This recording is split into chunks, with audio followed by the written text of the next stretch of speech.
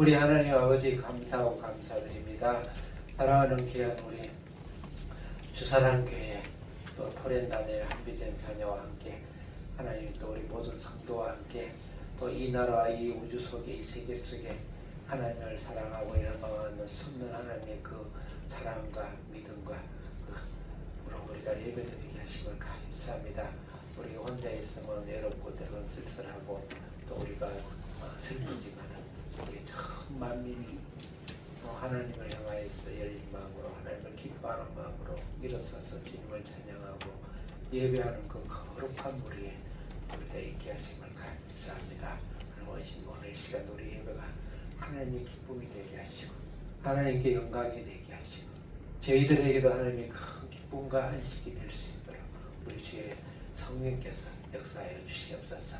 특히 우리 포렌다넬 한비전 자녀들이 집에 가서 한 2주간 쉬면서 영적으로 많이 다운하고 영적으로 많이 갇혀있는데 오늘 이 시간 우리 주의 성령께서 두루두루 모든 한 사람 한 사람 머리를 만지시고 안수하시고 마음에 하나님께서 심령의 능력으로 역사하셔서 하늘이 보이고 위의 것을 어린 나이 때부터 하나님을 체험하고 성령을 체험하며 하나님을 기뻐하고 노래하고 뛰며 춤추며 하나님을 찬양하고 예배할 수 있는 귀한 자녀들도 복 주시기를 원합니다. 감사드리며 예수님의 이름으로 기도드립니다. 아멘.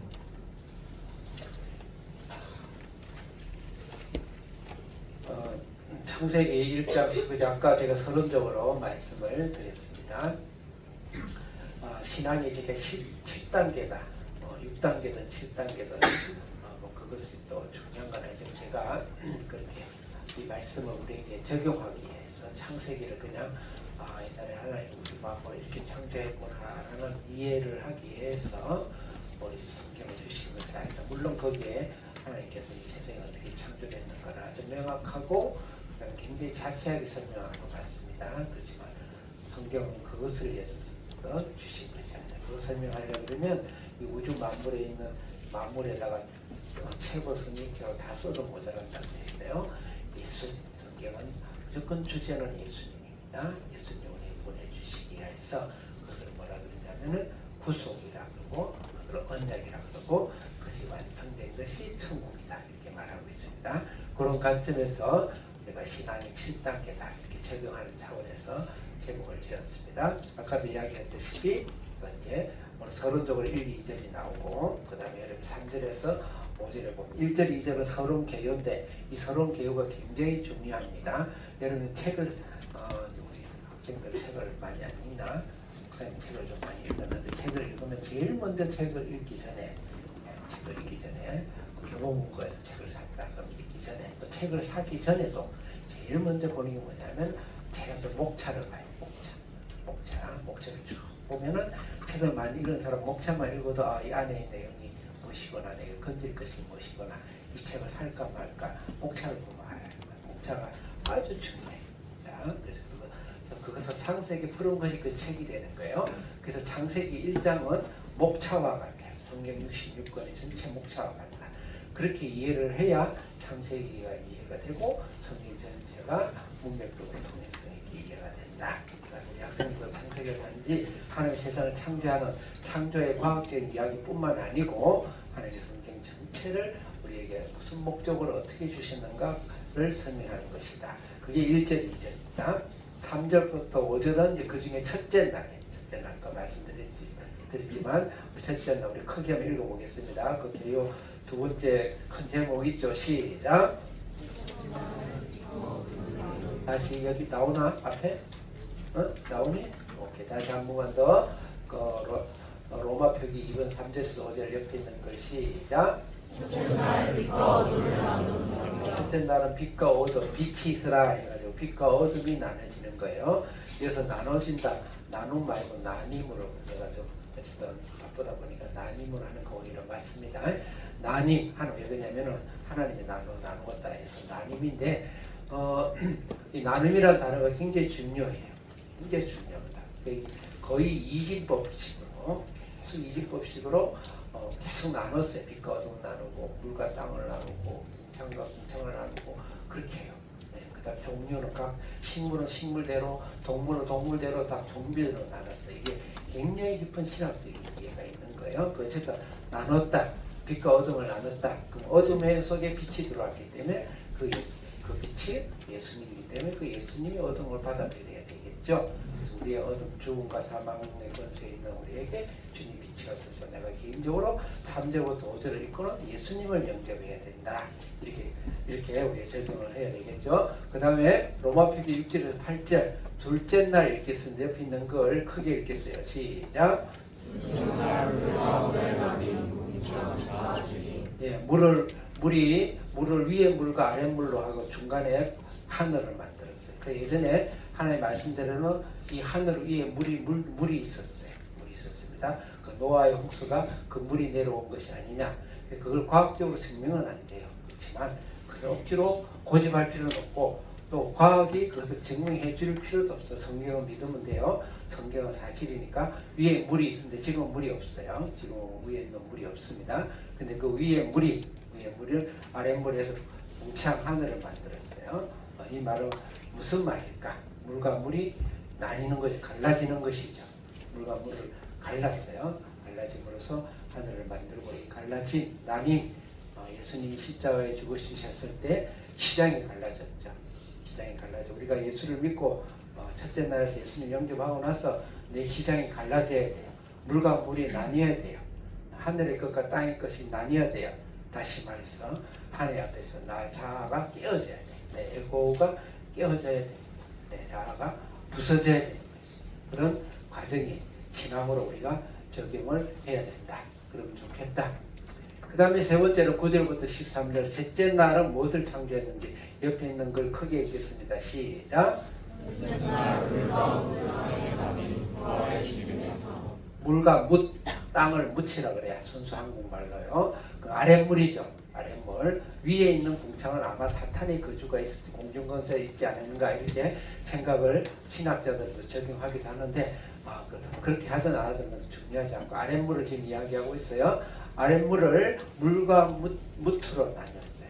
그래서 물을 한쪽으로 모으고 그 물을 모음으로써 묻히 땅이 드러나게 하는 거예요. 한쪽으로 몰아놓고 땅이 드러나게. 그게 땅이죠. 땅이죠. 그러니까 물 속에서 땅이 드러나는 거예요. 세례라는 의미죠. 예수님도 예수님이지만 물 속에 들어갔어요. 그래가지고 땅이 일어났어요. 물 속에 들어가는 것은 죽음이요. 드러나서 일어나는 것은 부활이요. 예수님께서 그렇게 말씀하셨어요. 그렇게 적용을 하자 이 말이에요. 난 그렇게 적용 못하겠다. 오케이, 괜찮아요. 적용을 하는 그런 거 분명한 것은 오늘 모든 성경은 예수님을 설명한 거예요. 예수님이 친히 말씀하셨잖아요. 구약 모세오경과 모든 말씀은 나에 대해서 이야기한 것이다. 그러니까 당연하게 적용하는 것이 옳은 것이죠. 그래서 드러나서 그럼 예수님이 왜 세례를 받아야 되냐? 우리 죄를 안고 같이 세례 속에 물 속에 들어가 죽으신 거예요. 우리 죄를 사하시고 예수님이 생명으로 부활해서 우리를 생명으로 부활하신 거예요. 그래서 예수님이 세례를 받으셔야 되는 거예요. 그거 받으셨어요. 그 다음 우리도 세례를 받죠. 그럼 예수님 죽음과 함께 같이 죽고 예수님의 사랑과 함께 내가 같이 얹혀서 살았거든요. 그것을 우리의 세례의 의미다. 그 말입니다. 그래서 그럼 어떻게 해야 되냐? 네 번째 삶의 적용은 그 예수님이 나를 살리신 그 부활의 생명으로 내가 살아야 된다. 갈라디아서 2장 20절 이제는 내가 사는 것이 아니라 내 안에 부활하신 예수 그리스도가 사시게 하는 것이 우리의 삶이다.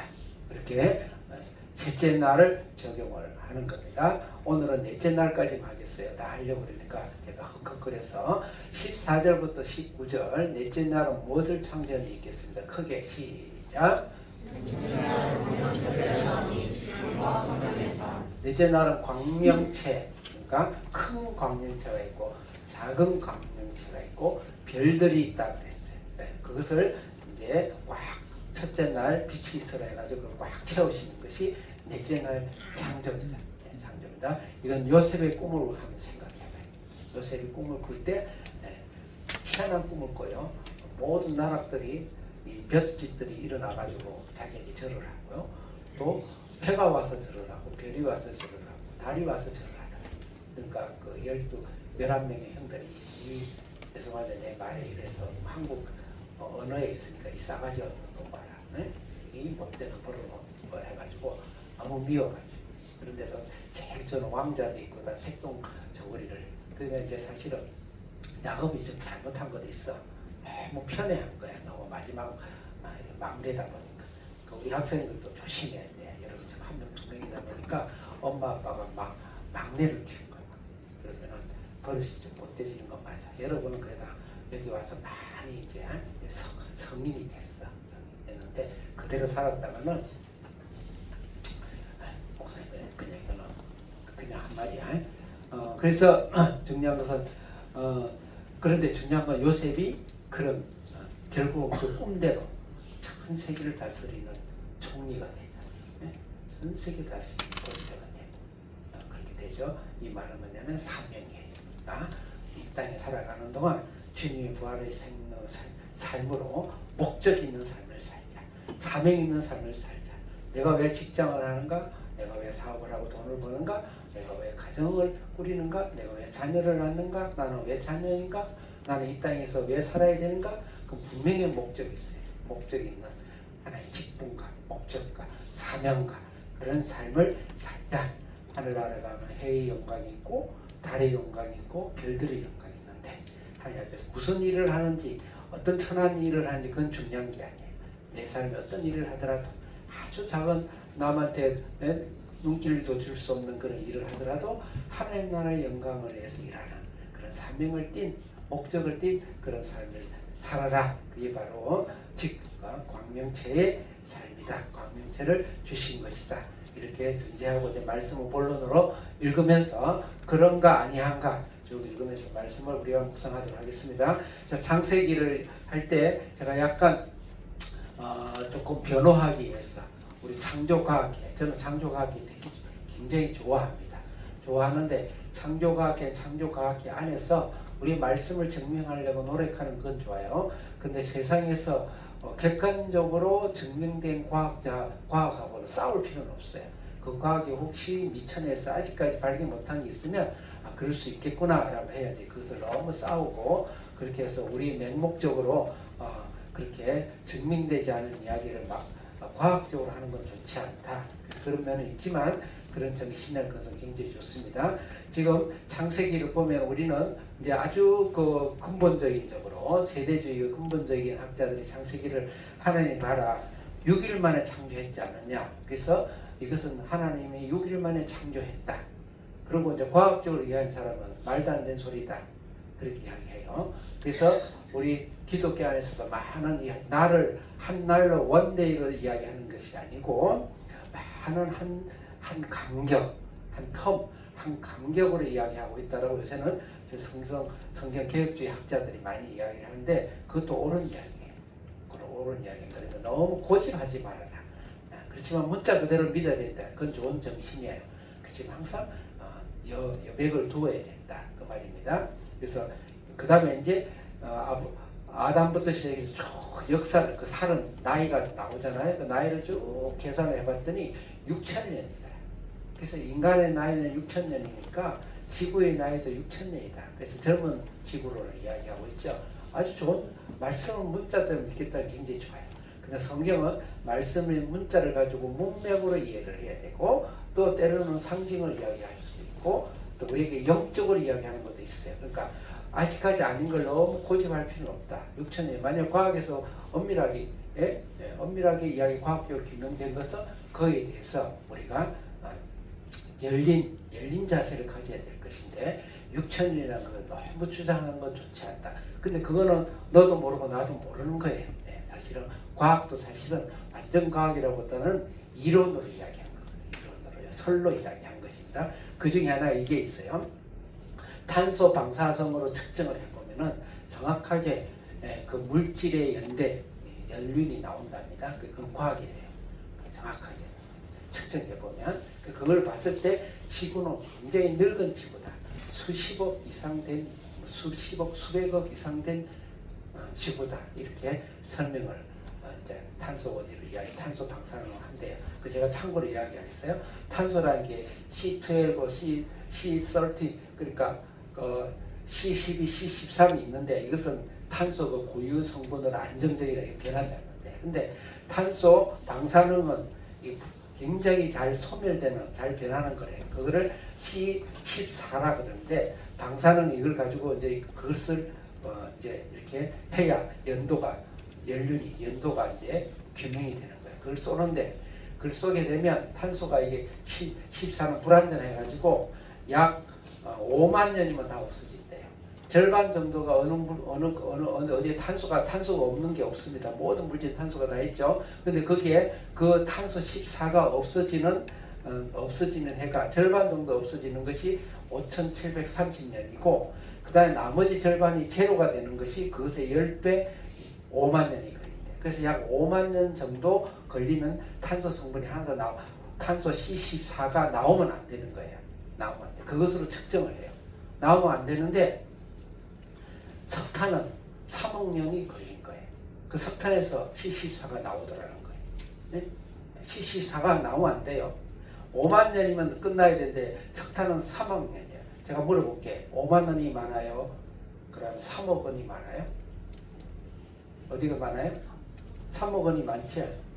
여러분 돈 준다 생각해봐. 별로 정신이 버쩍 들지. 5만 원 받을래? 3억 받을래? 3억 받지? 네. 근데 5만이면 없어지는데 3억이 돼도 안 없어진다 이 말이죠. 그 다음에 공룡은 6,600만 년 전에 살았다 그래요. 공룡은 나이가. 근데 공룡의 안에서 C14가 발견이 되더라고요. 5만 년이면 없어져야 되는데 5만 원이면 없어져야 되는데 6,600만 원인데도 없어지지 않는다 이 말이에요. 제가 쉽게 이야기하려고 그냥 제가 이야기를 비유해서 한 거예요. 다이아몬드의 나이가 1억에서 30억 정도 된대. 다이아몬드 나이가. 네. 그런데 5만 년이면 없어져야 되는데 1억에서 3억, 30억 되는 그 다이아몬드에서 C14가 발견이 되더라는 거예요. 그러니까 이제 창조과학이라는 데서 그 탄소 측정이 정확하지 않다. 규명된 것이 그 과학적인 방법이 아니다. 그렇게 이야기하면서 막 싸우는 거예요. 싸울 필요는 없다. 근데 그러면 이제 이 과학자들은 뭐라 그러냐면 인간은 완전 무해한 물질이 없다. 오염이 살짝 들어가서 그것이 비춰진 것이다. 이렇게 이야기를 하는데 그럼 그건 과학이 아니죠. 그것을 완전 해결하고 완전 증명할 수 있는 무진공 상태에서 결론을 내야지. 그건 과학이 아니거든요. 그러면은 약점이 있어요. 약점이 있지만 대체로 과학자들이 하는 이 지구의 물질이 연도가 오래된 거는 맞다고 보는 것이 우리 신학자들 안에서도 대체로 동의하고 있는 것입니다. 그렇지만 창조과학자가 억울해하는 부분들 내가 설명을 한 것이에요.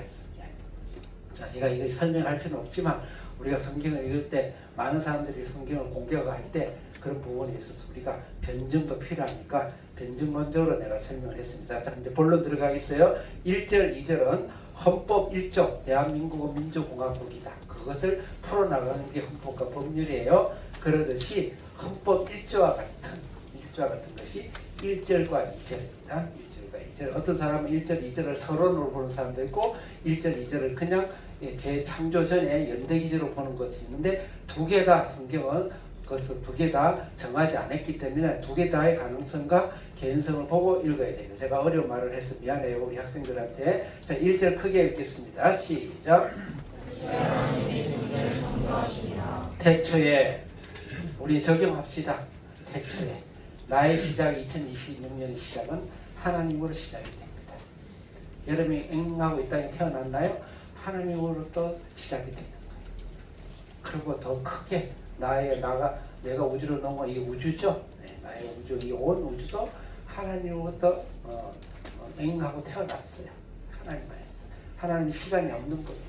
지금부터 수백 년, 수만 억 년이 지나간들 하나님 앞에서는 태어나는데 잠시 점 하나의 시간이다. 네, 영혼을 어떻게 설명할 것입니까? 그 태초에. 그래서 우리의 모든 인생과 나의 모든 계획과 나의 상가오는 하루는 하나님으로부터 시작이 된다. 그 다음에 두 번째 하나님이 이것은 주어죠.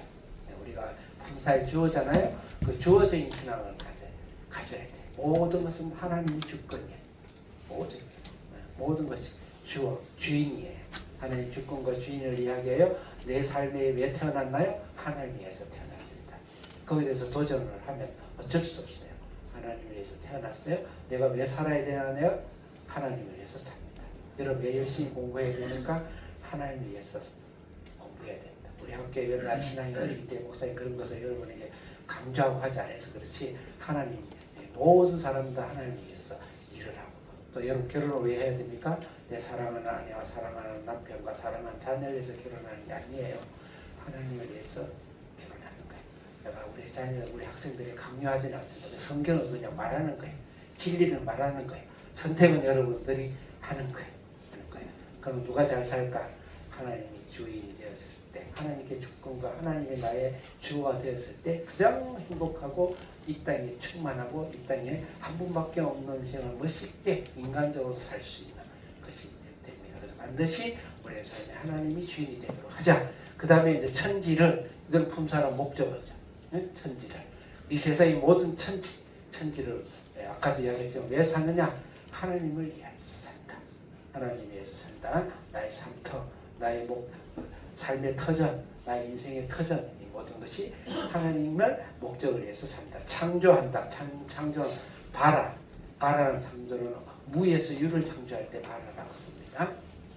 올해 2026년에 작년 했던 헌 것 가지고 사는 것이 아니고 헌 시간, 작년 경험했던 헌 재료, 헌 땅, 또 헌 책상, 또 헌 우리 가정, 또 헌 우리 엄마 아빠 헌다, 정말 헌거라는 말이 아니고 그것이 아니고 우리 엄마 아빠도 올해는 새 엄마 아빠로 여러분들을 우리에게 주시는 거예요. 여러분 공부하는 거 엄마 공부야 하나님이 색을 주셨어요. 시간 작년 시간 아니에요. 새 시간을 하나님이 창조해 주십니다. 주시고 여러분이 앞으로 만나는 사람 친구들도 새 친구를 하나님 우리에게 주실 거예요. 무에서 유를 창조할 것이다. 그래서 우리는 하루하루 일어나면서 설레는 마음, 하루하루 일어나면서 어저께 많은 고난과 고통과 슬픔과 좌절이 있다더라도 하나님은 오늘 나에게 새로운 것을 창조할 수 있는 그런 하나님의 삶으로 살아야 되겠다. 그게 이제 태초에 하나님이 천지를 창조 헌법 1조와 같은 것입니다. 자, 2절 크게 읽겠습니다. 시작.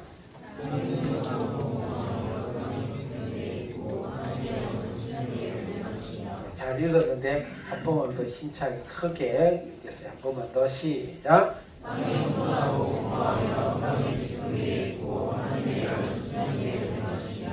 이제 땅을 이야기하는 것이죠. 땅이 이 세 가지가 있어요. 혼돈하고 그 다음에 공허하고 흑암. 깊으면 흑암에 같이 수식하는 것이기 때문에 흑암이 있다. 이 세 가지가 있죠. 결론부터 이야기하면 많은 학자들이 이 혼돈과 흑암과 공허와 흑암은 영적 세계의 타락을 이야기한다. 두 번째로는 인간의 타락된 상황을 이야기한다. 두 가지를 같이 이야기를 하고 있다. 이게 우리 개혁신학에서도 그렇게 이야기를 합니다. 그 개혁신학에서는 요 혼돈과 땅이 그다음 공허와 흑암이 있기 전에 사탄의 타락이 있었다. 영적 타락이 있었다. 이렇게 보는 겁니다. 그래서 삼위일체 되시는 성부 하나님, 성자 하나님, 성령 하나님께서 의논을 하셔가지고 이 인류를 구원하자. 그것이 바로 구속 언약이라 그래요. 그래서 구속 언약이 이미 이전부터 있었어요. 자, 이건 우리 개혁주의 신학에서도 가르치는 거예요. 그렇게 본다 그러면 타락으로 보는 것이 맞죠. 그 영계의 타락이 먼저 있었습니다. 그렇지만 그렇게까지 너무 보지 말고 중요한 것은 우리 인간이 당연하게 타락된 이 인간을 예레미야서에서 이 창세기 2장을 인용해서 타락한 사람들을 하나님께서 말씀을 하고 있어요. 그래서 우리가 예레미야 4장 23절 읽어보도록 하겠습니다. 한기 선생님 띄워주시기 바랍니다. 이 창세기 2장 1장 2절을 예레미야가 이야기하고 있어 똑같은 단어로 쓰죠. 같이 크게 읽겠습니다. 시작.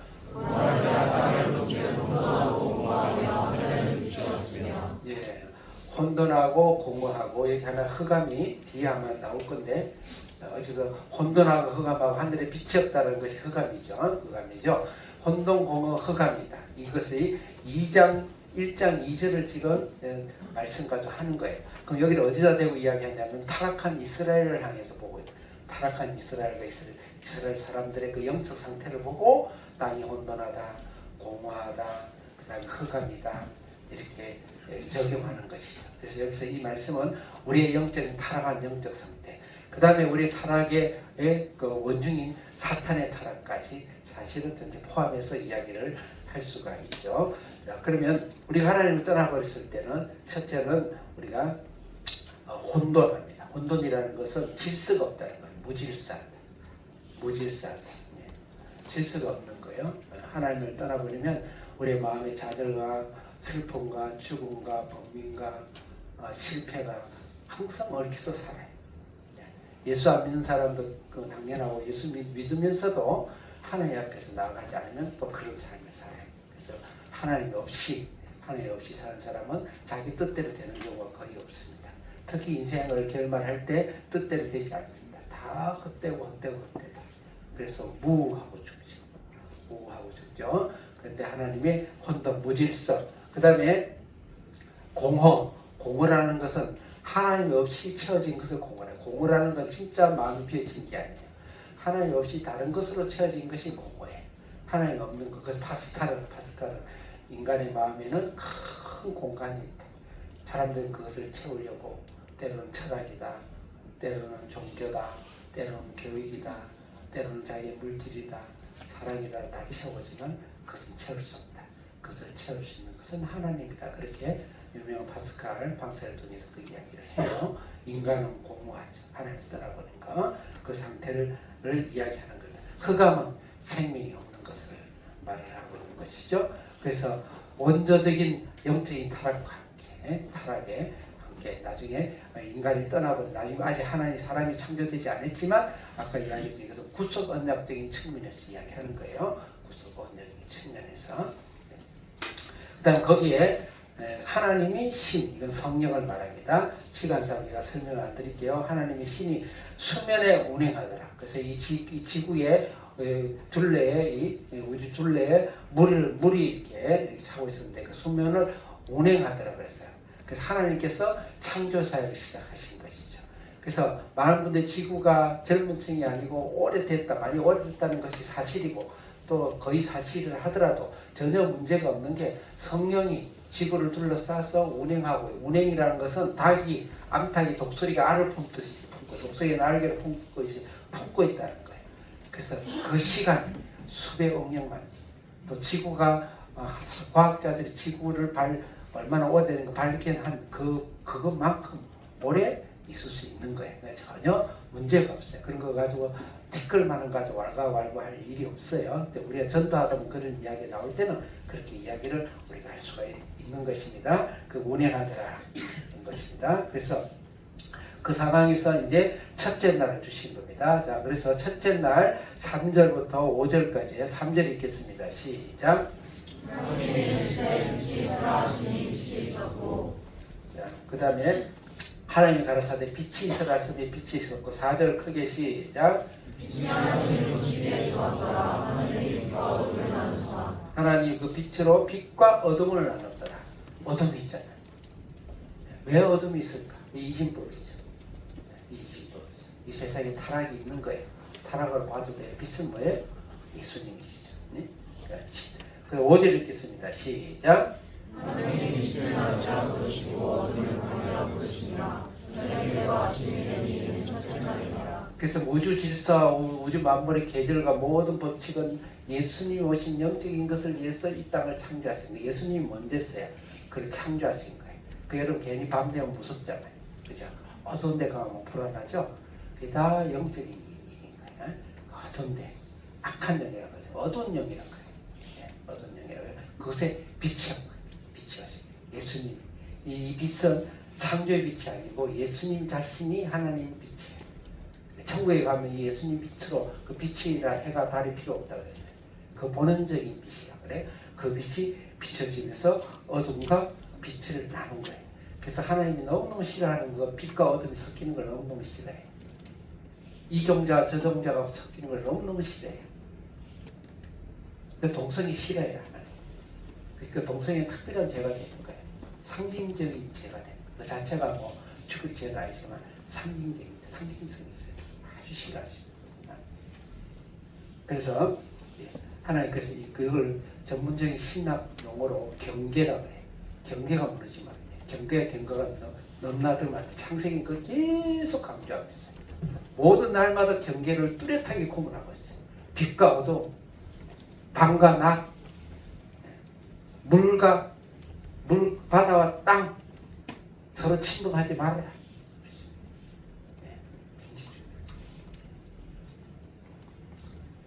그 다음에 인간과 하나님, 인간이 하나님 자리에 서면 안 돼. 아담과 원죄가 인간이 하나님 되겠다는 거예요. 그건 나중에 이제 3장이라서 말씀을 보더라고.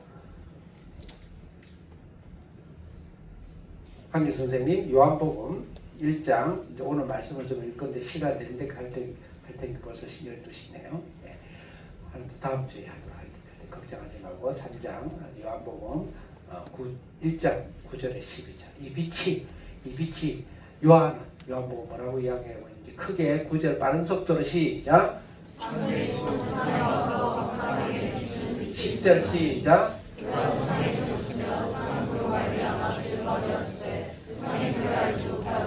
목사님 설명 안 해도 잘 이해가 되죠? 11절 시작 이 빛이 어둠을 비춰요. 그랬을 때 우리는 어떻게 해야 될까요? 12절 시작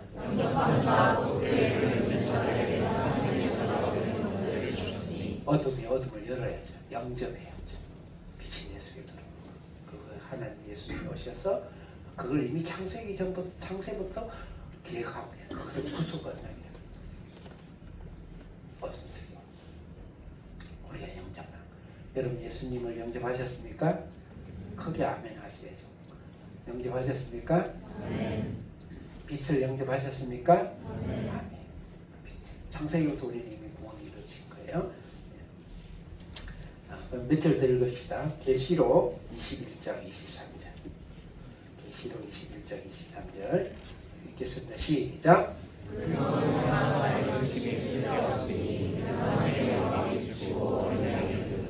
배와 달의 비침이 필요 없다. 무엇이 비쳐요? 어린 양 등불. 예수님이 창세기 1장 2절을 지금 이야기합니다. 한 점만 더 볼게요. 계시록 22장 5절 크게 읽겠습니다. 시작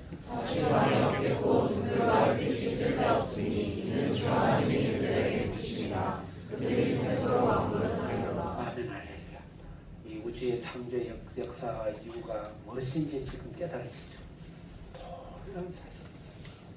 이 우주는 만물을 예수님이 창조하시고 우리를 구원하기 위해서 그 사랑과 은혜로 하나님 계획하시고 이 땅에 오시고 그래서 우리가 이미 영접을 했어요. 그래서 영접한 그 예수님을 여러분들이 즐긴다는 거예요. 찬양하고 즐거워하고 감사하고 그런 삶을 사는 것을 부활의 신앙이라고 해요. 그래서 그것은 제 둘째 날에서 이야기되는 거예요. 자, 6절 읽겠습니다. 둘째 날 시작 다시 6절 시작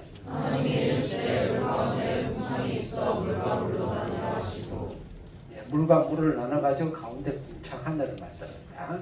그 위에 물이 또 있었어요. 그 다음 7절 읽겠습니다. 시작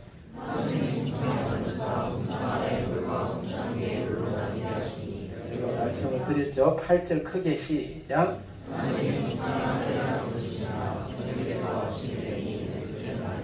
궁창을 하늘이다. 그래서 사도 바울은 셋째 하늘까지 이야기합니다.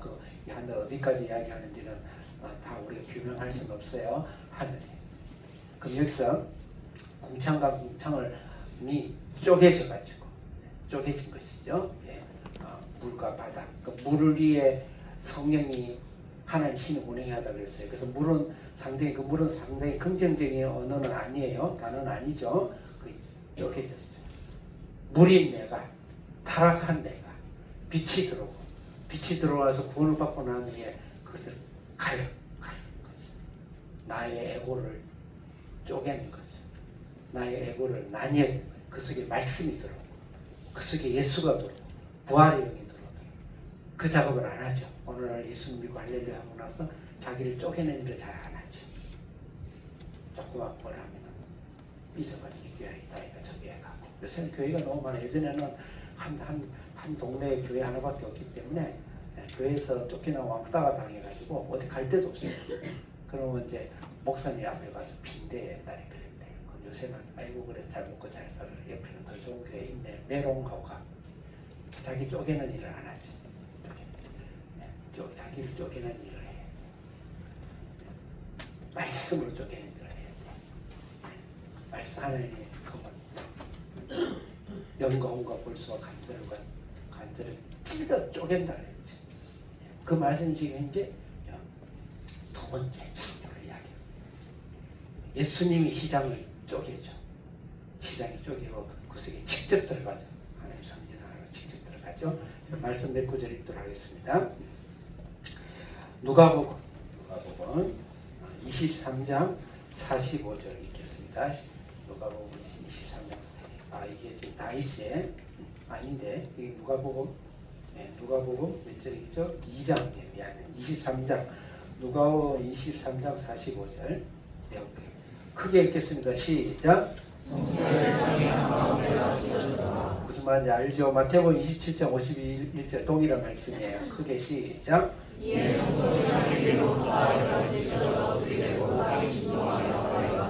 네, 이것을 히브리서에서 해석하고 있어요. 10장 19절에서 20절. 히브리서 10장 19절에서 20절. 19절 읽겠습니다. 시작. 그러므로 그들아 우리가 예수의 피를 믿고 성소에 들어갈 능력을 얻었나니.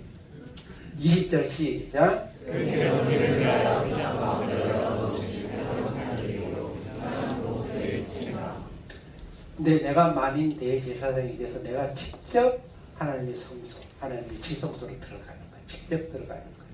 휘장이 쪼개진 사이에 구원을 받고 내 속에서 날마다 하나님 앞에 나아가는 연습을 해야 돼요. 그래서 우리의 쪼개짐의 신앙을 가져야 되겠다. 하나님의 신앙을 가져야 되겠다. 하나님의 뜻과 나의 뜻이 대치될 때는 내가 하나님 앞에서 쪼개져야 돼. 내 자아가 죽어야 돼. 하나님 것과 나의 것이 대치될 때는 나의 것을 내려놔야 되죠. 하나님 시간과 내 시간이 대치될 때는 하나님 시간을 내 시간을 내려놔야죠. 그래서 많은 성각자들이 바빠서 난 기도를 못해요. 바쁠수록 더 기도를 해요. 그렇게 말씀하죠. 아무리 바쁜 일이 있더라도 내일 당장 시험이 있더라도 하나님께 기도하는 시간을 가능한 더 많이 갖고, 저 같은 경우도 굉장히 급하고 많은 일이 있을 때 오히려 시간이 없다고 변명하기 좋은 그때 오히려 하나님께 무릎 꿇고 기도를 합니다. 사실은 기도를 합니다. 그러니까 기도하는 시간. 또 하나님 말씀과 내 에고 사이가 있을 때 갈등이 하나님 말씀인데 나는 순종하고 싶지 않아요. 그때 사도 바울은 나를 쳐서 복종시킨다. 그게 바로 시장 사이로 내가 만인 대제사에 대해서 들어가는 일을 하는 거예요. 그래서 물과 물이 나뉘고 궁창이 나뉘어서 나의 자아가 쪼개지고 내 에고가 찢어지고 나의 인격이 쪼개지고 그런 신앙이 되도록 기도를 하는 것입니다. 이제 마지막으로 하나만 더 보겠습니다. 셋째 날은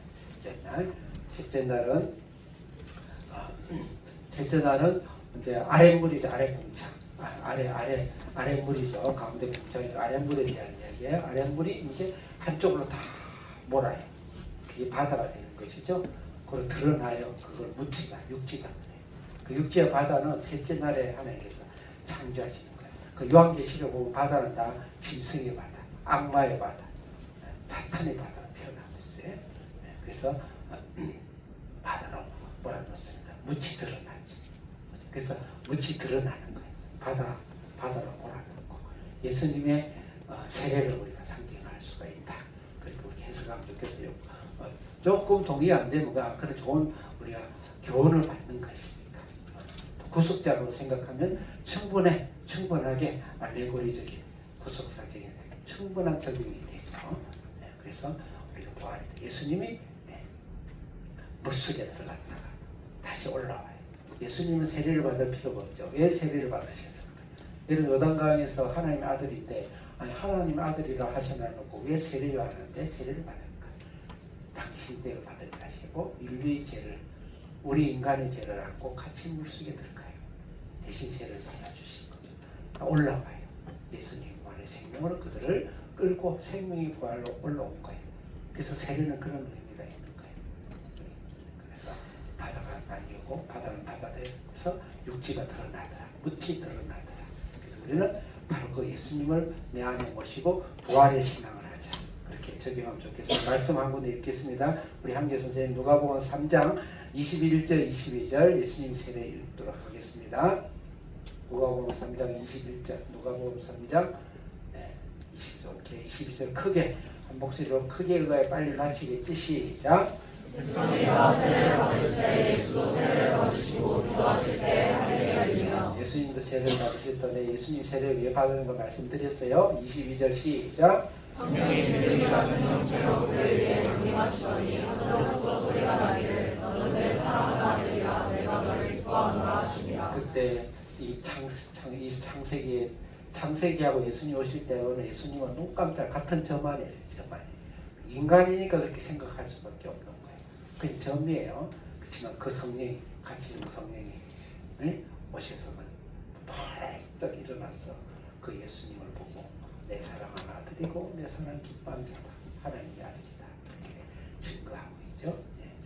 한 점만 더 읽겠어요. 누가복음 아니죠. 그 다음 무슨 말씀이죠? 우리 선생님? 로마서인가요? 로마서 6장 3, 4절 3절 읽겠습니다. 시작. 우리는 그리스도에서 합하여 세례를 받은 우리는 그의 죽으심과 합하여 세례를 받은 줄 알지 못하느냐. 네, 그래서 내가 예수님 그 세례와 함께 같이 세례를 받은 거예요. 예수님이 물속에 죽을 때 나도 죽고 예수님이 일어나서 부활할 때 나도 같이 부활했다. 나의 세례의 의미를 이야기하는 겁니다. 4절 읽겠습니다. 크게 시작. 그러므로 우리가 그의 죽으심과 합하여 세례를 받음으로 그와 함께 장사되었나니 이는 아버지의 영광으로 말미암아 그리스도를 죽은 자 가운데서 살리심과 같이 우리로 또한 새 생명 가운데 살아나게 하려 함이라. 아멘. 그래서 부활의처럼 예수님과 함께 부활한 거예요. 제가 아까 6절, 7절, 8절 본문 읽었나요? 성경? 예, 그러면 이제 9절 본문 읽겠습니다. 크게 9절 창세기 1장 9절 여러분 성경 크게 시작.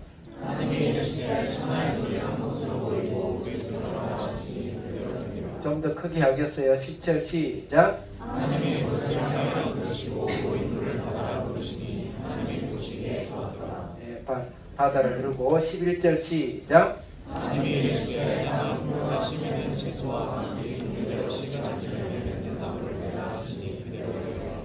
이때 채소와 풀을 이때 만드신 거예요. 아직 먹을 그 잔은 없어요. 그 동물들과 식물이 먹게 되고 이제 사람이 먹게 되겠지만 그걸 준비를 해놓은 거예요. 12절 시작.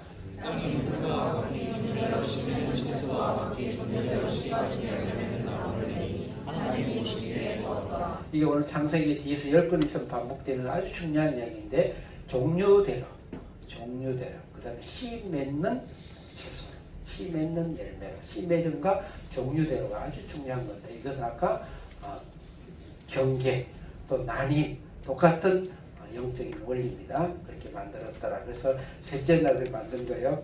그러면 이렇게 하나님께서 예수님이 죽으심으로 우리가 같이 죽고 또 육체가 드러나듯이 예수님 부활로 같이 드러났다라고 우리 적용하게 된다면 우리의 삶은 어떻게 살아야 되는가? 마지막으로 갈라디아서 2장 20절을 읽도록 하겠습니다. 갈라디아서 2장 20절을 크게 그 예수님 부활의 예수님이 맞아요. 우리 같이 살았어요. 근데 그 예수님이 우리 속에서 우리는 어떤 신앙생활을 해야 되니까 2장 20절 크게 시작.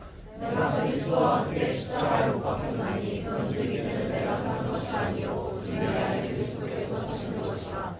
이제 내가 육체 가운데 사는 것은 나를 사랑하사 나를 위하여 자기 자신을 버리신 하나님의 아들을 믿는 믿음 안에서 사는 것이라. 예수님과 같이 내가 십자가에 못 박았다. 내가 물속에 잠겼고 죽었다. 예수님과 같이 일어나 살았다. 그럼 그 개념만으로 살면 안 돼요. 개념은 그거는 이제 개념이에요. 그게 나한테 실제가 돼. 그래서 나의 자아를 깨고 내가 무슨 일을 하든 간에 내가 열심히 노력하더라도 예수님께서 내가 내 대신 내 안에서 예수님이 내가 되셔서 사시도록 그분을 믿는 믿음으로 맡기면서 그분이 나의 살아가고 그분이 나를 공부하게 하고 그분이 나의 인생을 인도하게 하고 그분이 나의 사업을 하게 하고 그분이 나의 그 가정을 가지게 하고 그분이 나의 가족을 이끌어가고 할 수 있도록 맡기는 나의 고집대로라든지 하지 말고 말씀에 성령에 의지해서 그럴 수 있는 맡기는 신앙이 돼야 돼. 그것에 대한 경험이 이제 많이 일어나야 돼. 많이. 많은 신학자도 그렇고 저 같은 목사도 그렇고 또 오래된 신앙인들이 마치 신앙이 좋은 것은 열림이 많다. 또 교회 생활 열심히 했다. 많은 일을 했다. 전도도 많이 했다. 물론 전도도 하나의 열매이긴 하지만 그것으로 신앙이 좋다고 생각하는데 그게 개념으로만 있으면 안 되죠. 내 안에 진짜 실제로 모든 일에 있어 하나님께 맡김으로 작은 일이라도 예수님이 이 일을 나한테 해줬다. 그런 간증, 그런 체험, 그런 고백, 그런 경험이 작은 점들이 연결되면 그 선이 되는 거죠. 그 선이 가득 차면 입체와 면적이 되는 거죠. 그런 신앙이 되도록 하셔야 돼요. 저도 처음에 갈라디아서 2장 20절을 시시해서 깨닫고 예수님이 나를 대신해서 죽으셨네. 그리고 예수님이 내 안에서 나는 죽고 예수님이 내 대신 살아주시네. 아멘. 할렐루야. 그리고 그것을 그 개념을 이해를 못했어요. 살면. 예수님 분명히 대신 산다는 내 삶이 왜 이렇게 꼴이 왜 이렇지? 왜 되는 것마다 이렇지? 그럼 이게 무슨 말이야? 그 내가 하나님께 맡기지 않았어.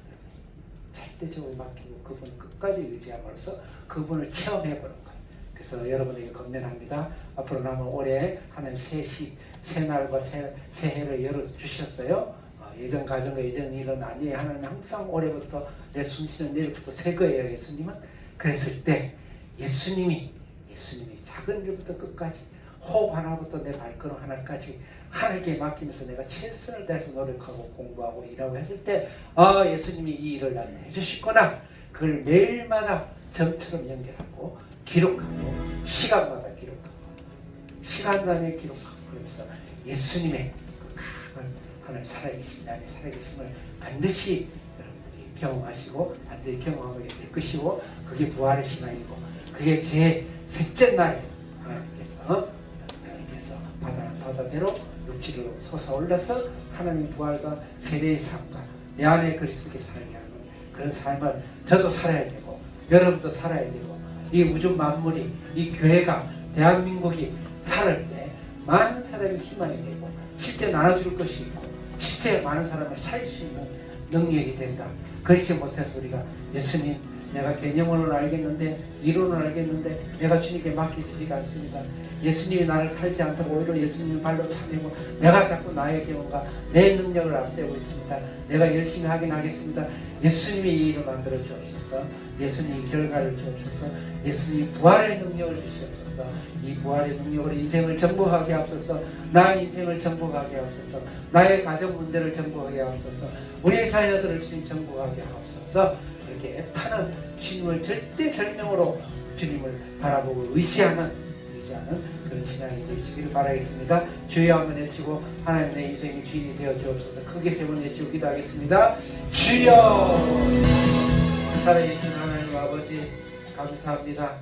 예수님이 이 땅에 오셔서 이 아버지 흑암 가운데 빛으로 뚫고 오셔서 내 인생 속에 나의 죽음 속에 오셔서 나를 주님을 영접하게 하셔서 감사합니다.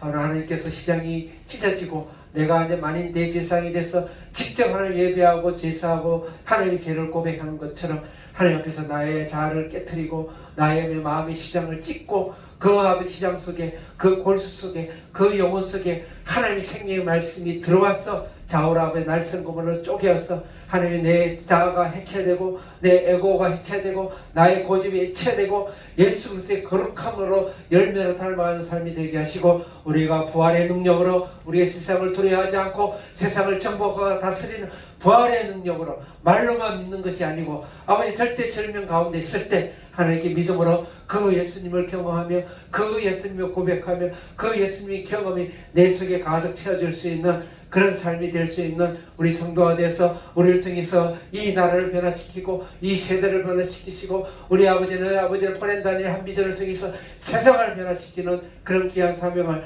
감당하게 해 주시옵소서. 예수님의 이름으로 기도합니다. 아멘.